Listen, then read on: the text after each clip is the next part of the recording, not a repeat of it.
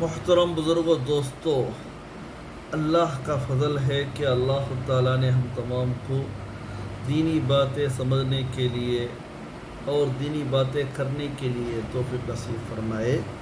جیسا کہ انبیاء علیہ السلام اور ان کے نبیوں کے بارے میں ہم دیکھ رہے ہیں، خصوصاً حضرت ابراہیم علیہ السلام کی زندگی میں ایک روایت کے مطابق 68 سال کی عمر میں، یعنی 68 سال کی عمر میں ان کو بچہ پیدا ہوا حاجرہ علیہ السلام کے ذریعے۔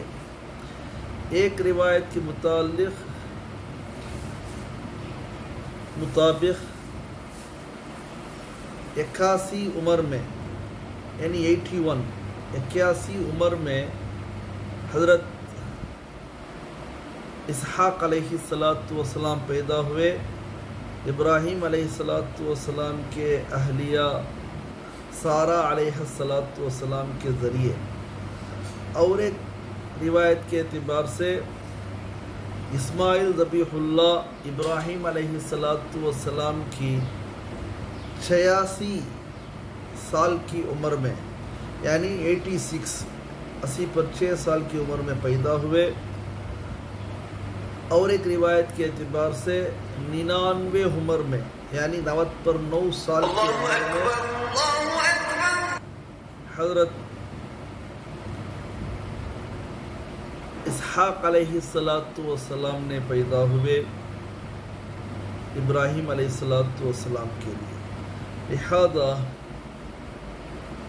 اس کے واقعات کے پیش نظر دیکھا جائے تو ایک مرتبہ حضرت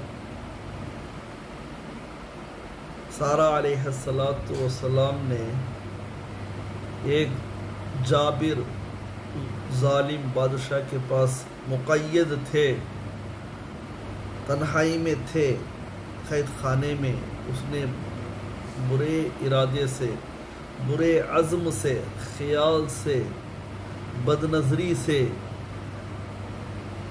قریب پہنچا۔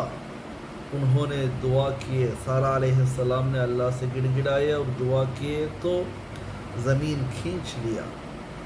وہ دیکھا کہ میری حکومت ہے، میرے داروغہ باہر ہے، میرا لشکر باہر ہے، میرا فوج باہر ہے، میرا ہی یہاں سلطنت ہے، اس کے باوجود یا دوسری طاقت میرے خلاف کام کرتی ہے، تو معلوم کر دیا کہ یہ رب العالمین کی طاقت ہے۔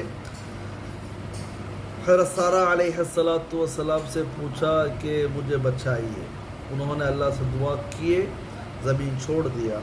پھر بھی ان کی حسن و جمال میں فریفتہ ہو کر پھر دو مرتبہ یعنی پہلے مرتبہ کے ساتھ اور 2 مرتبہ مکمل 3 بار اس طرح ہوا تھا اس ظالم بادشاہ کے ساتھ۔ پھر آخر کار اس نے لاچار ہو کر، عاجز ہو کر ان سے حضرت سارہ علیہ السلام سے دعا کی درخواست کی تو دعا کرے، وہ زمین چھوڑ دیا۔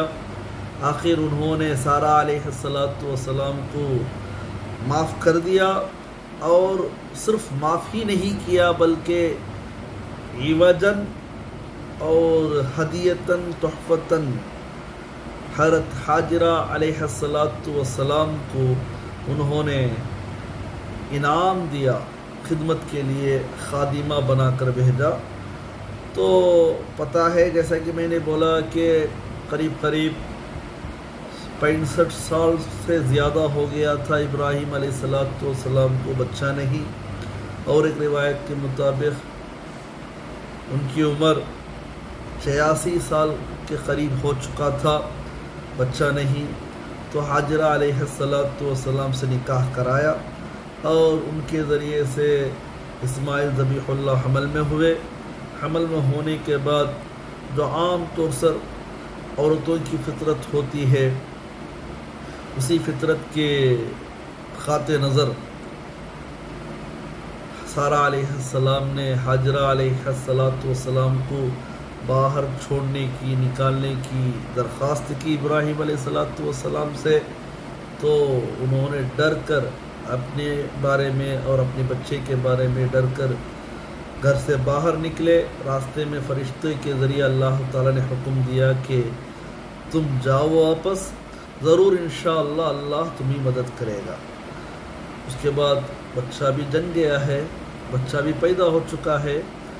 ابراہیم علیہ السلام نے حاجرہ علیہ السلام اسماعیل ذبیح اللہ کو لے کر جا رہے ہیں ایسی جگہ جہاں انسان نہیں ہے، جانور نہیں ہے، پرندے نہیں ہیں، پہاڑی علاقہ تھا، جنگلی علاقہ تھا، وہاں چھوڑ کر واپس جا رہے تھے۔ تو حاجرہ علیہ السلام نے پوچھا کہ یہاں چھوڑ کر جا رہے ہیں نا، کیا ہے؟ تو ابراہیم علیہ السلام نے جواب دیا یہ اللہ کا حکم ہے۔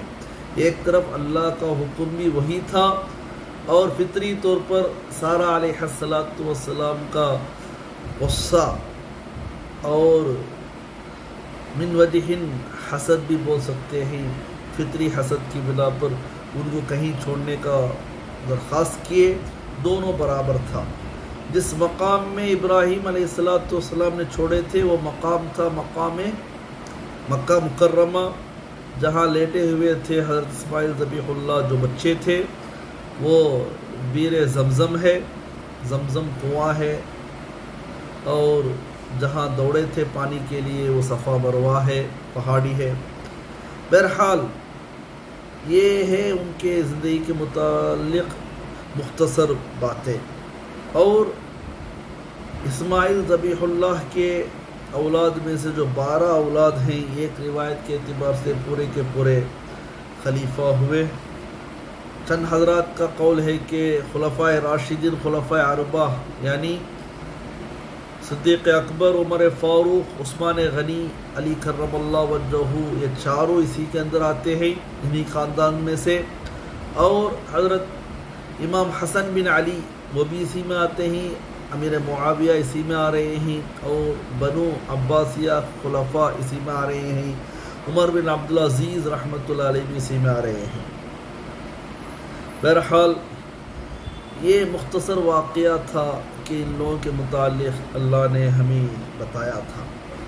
اللہ تعالیٰ سے دعا ہے کہ اللہ ہم تمام کو ان نبیوں کے، رسولوں کے اور ان نبیوں کی بیویوں کے ہمارے لیے امہات المؤمنین ہیں، اتباع کرنے کی توفیق نصیب فرمائے۔ آمین وآخر دعوانا الحمدللہ رب العالمین۔ السلام علیکم ورحمۃ اللہ وبرکاتہ۔